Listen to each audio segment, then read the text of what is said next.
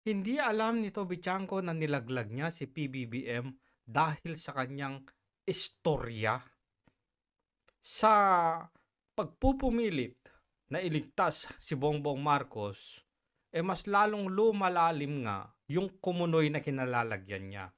Sa totoo lang, Toby Chanko, ikaw kumbaga yung isang hero dyan.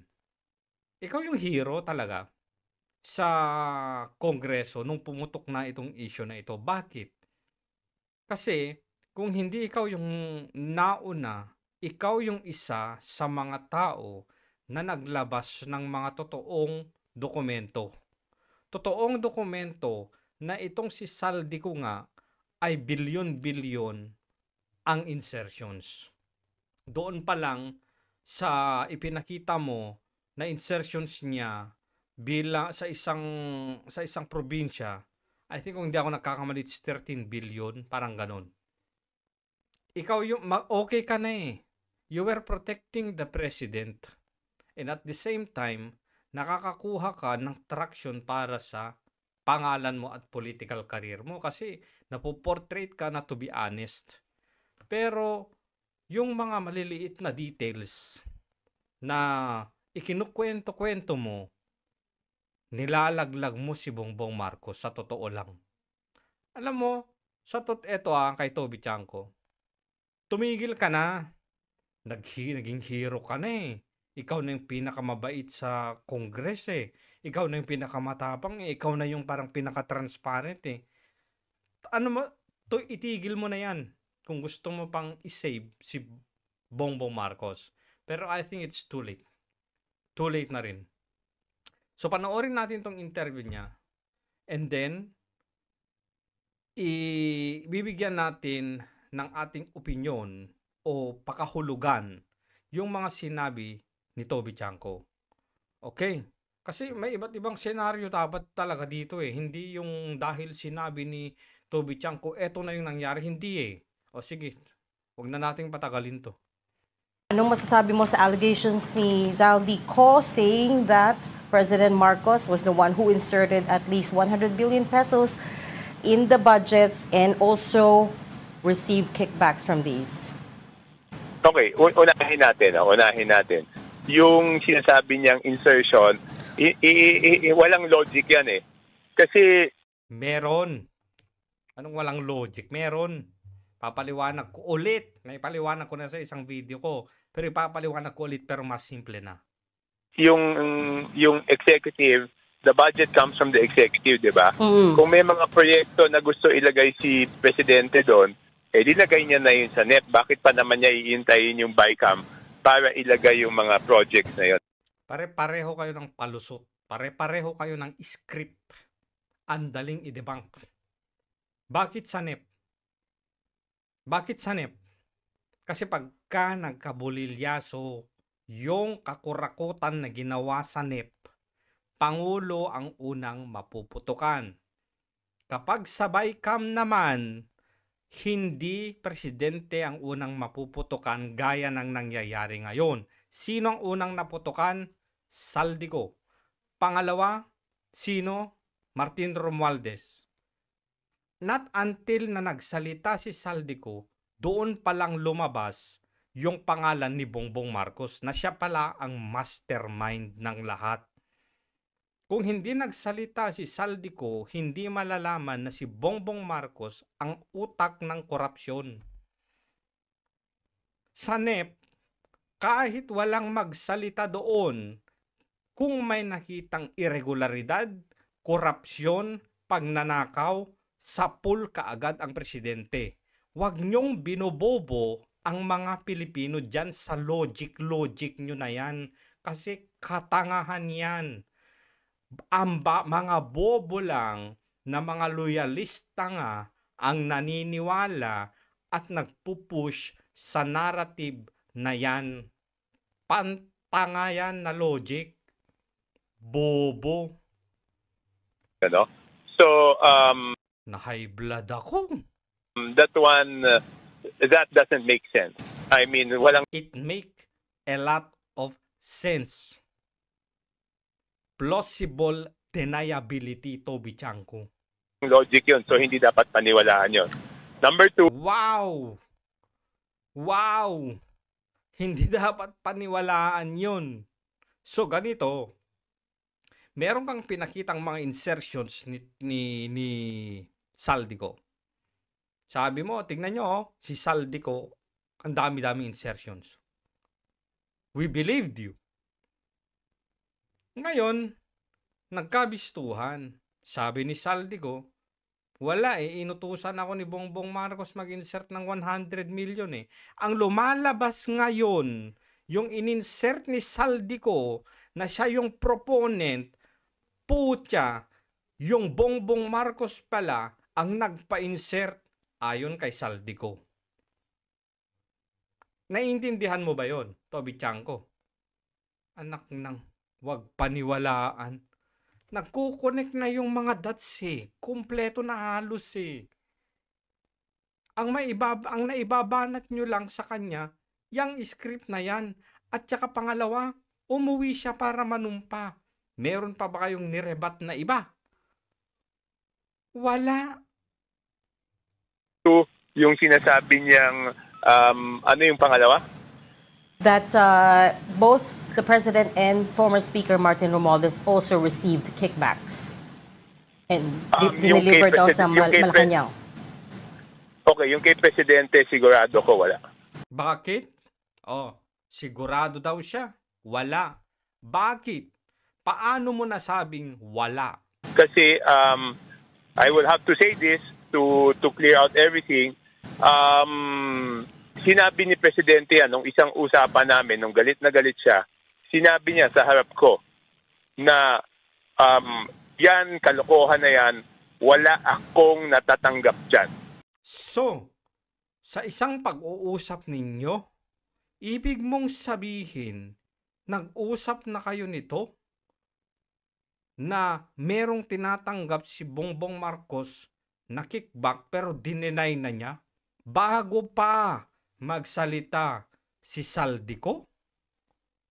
Ay, advance. Alam nyo na, napaparatangan kayo magsasalita ni si Saldico na si Bongbong Marcos ang ituturong mastermind at nung kinausap kanya, galit na galit at sinabi sa'yo na walang kinalaman dyan.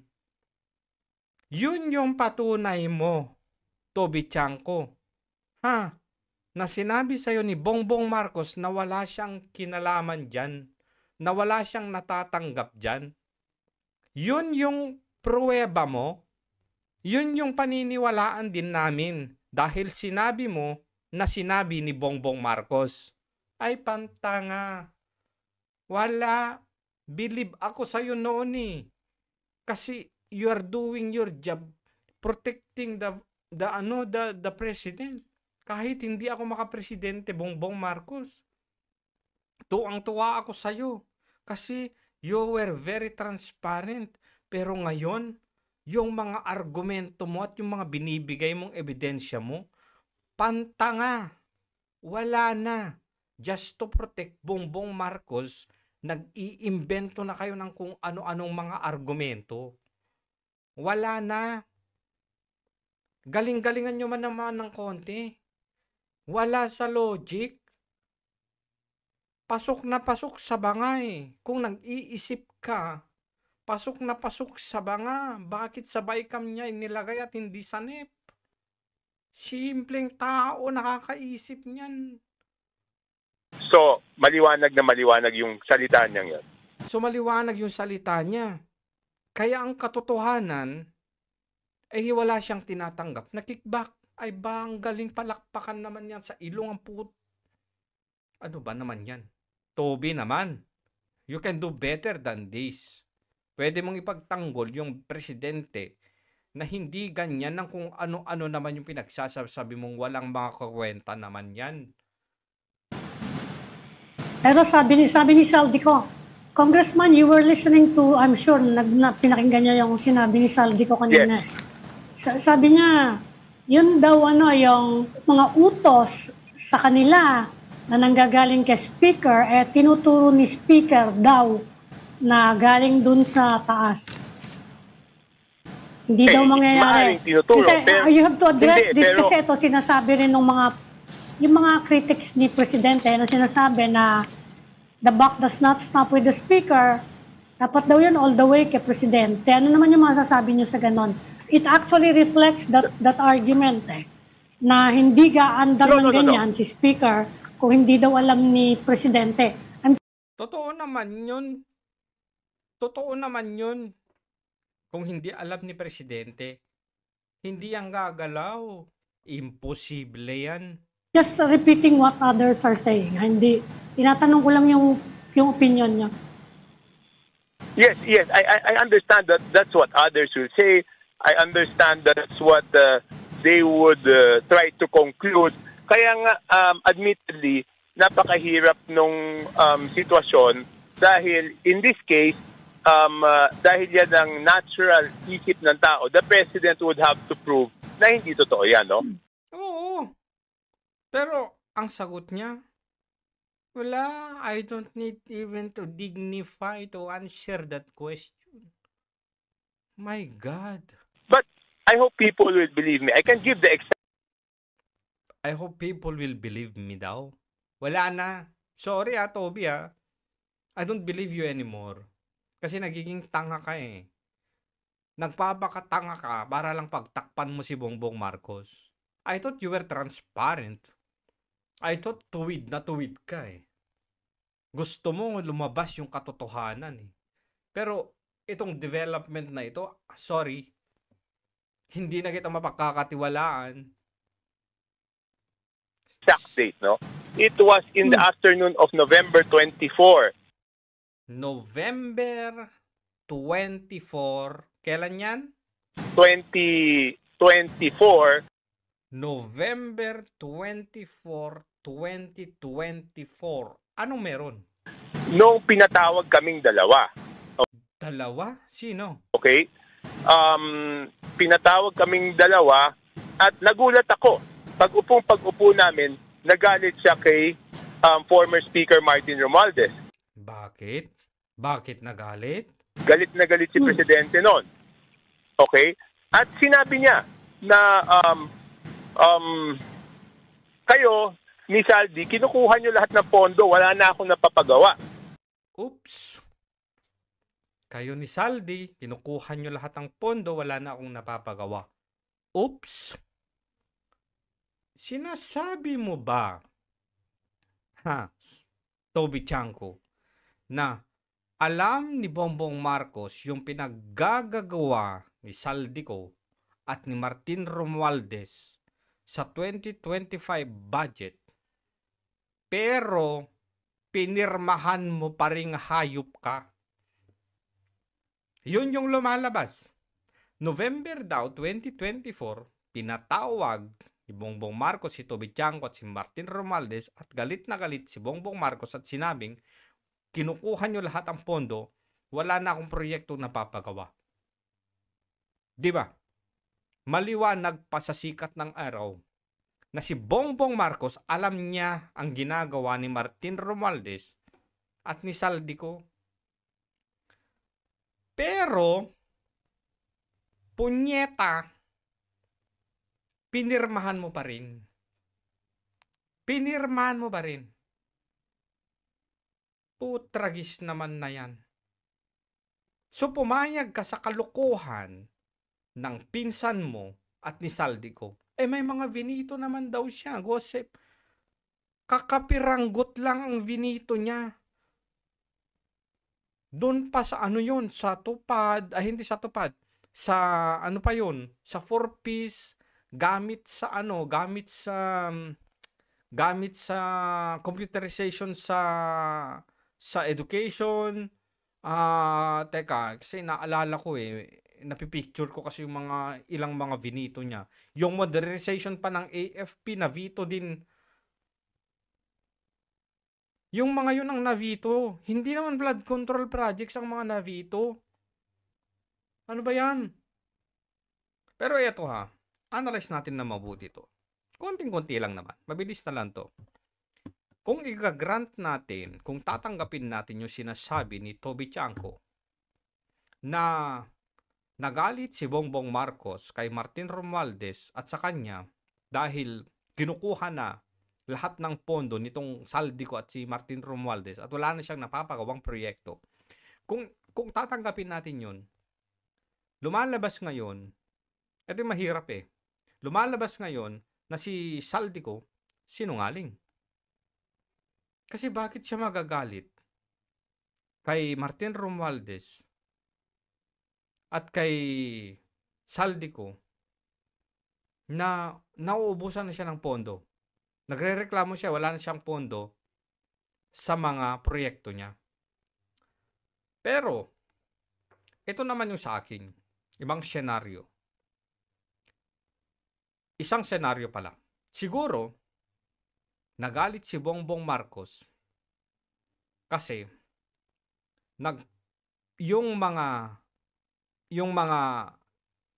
flagship projects niya sa NEP pinagbabawasan ni Saldico at ni Martin Romualdez.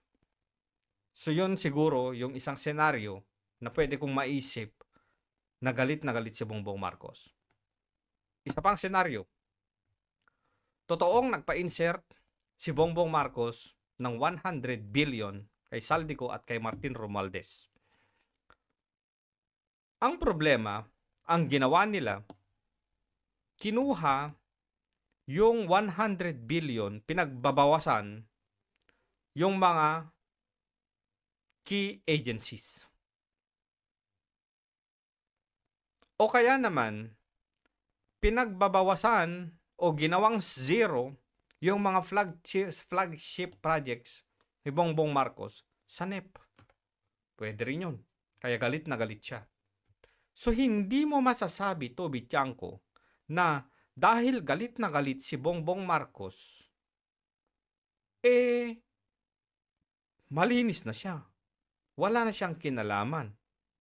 Kasi po pwede, ulitin ko, nagalit lang talaga siya dahil yung pinag-initan ni Saldico at ni Martin Romualdez na mga pondo na tinanggal, ginawang zero o almost zero ay mga flagship projects sana na pwedeng maiwang legasiya ni Bongbong Marcos.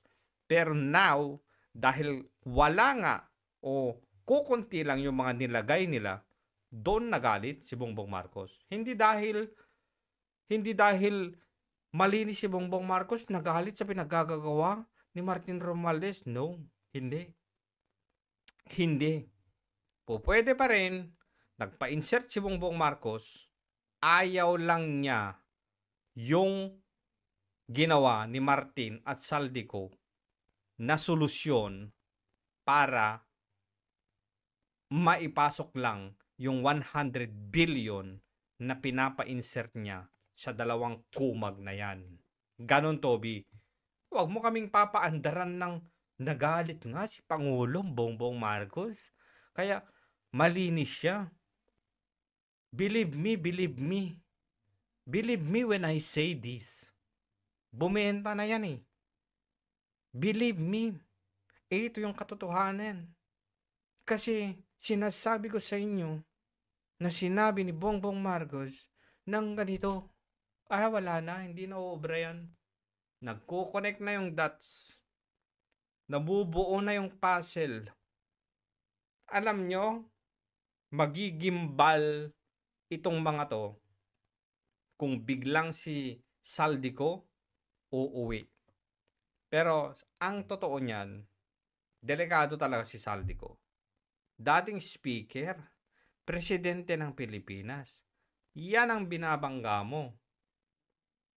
Pinakamakamangyarihan sa Pilipinas. Presidente, babanggahin mo. Kung ako, itong si Saldico, wag ka muna umuwi. Umuwi ka na lang pag bumaba na si Marcos. Bakit? Kasi naman, itong si Marcos, kahit anong gawin naman natin, hindi naman natin pwedeng kasuhan. Kasi immune siya sa kaso bilang presidente ng Pilipinas. Nasa kasi yan, Constitution. Pero, kung mapupwersa natin na paalisin siya sa Malacanang, isang way yun. Pero magulo. I will not suggest that. Pangalawa, mag-resign siya ng kusa. Pero sa tingin ko, sa kakapalan ng pagmumukha ng mga to, at sa dinami-dami na pwede pa nilang gawin para mapagtakpan yung sarili nila, hindi yan magre-resign. Yung Senado, yung Kongreso, o yung Senado o yung Kongreso, or both or Senado lang, I think, kung hindi ako nagkakamali, pwede silang mag-vote for no confidence. Isa din yon, mapapatanggal din natin. Impeachment, matagal na proseso yan. Dadaan yan sa House of Representatives. Alam naman natin kung sino yung mga nasa House of Representatives. Mga bata yan ni Marcos. So, hindi pa rin uusad yan. So, for Saldico, huwag ka munang umuwi. Diyan ka muna. Keep exposing. Pwede ka naman kahit sabi... Ayaw nga pala. Bakit sabi ni Pinky Lacson 2 days yata or a day before yung pag-resume ng Blue Ribbon Committee? Di ba mag-a-attend ka ng ng hearing via Zoom, pero biglang kinancel. Biglang hindi ka na lang daw isasali kasi makakagulo ka pa. Wow, Ping Lacson. Halatang halata ka, boy. So, ano sa tingin nyo, guys? Sa sinasabi ni Toby Chanko na dahil galit na galit ang Pangulo, maniwala tayo sa kanya, yun ang totoo, walang kinalaman si Marcos.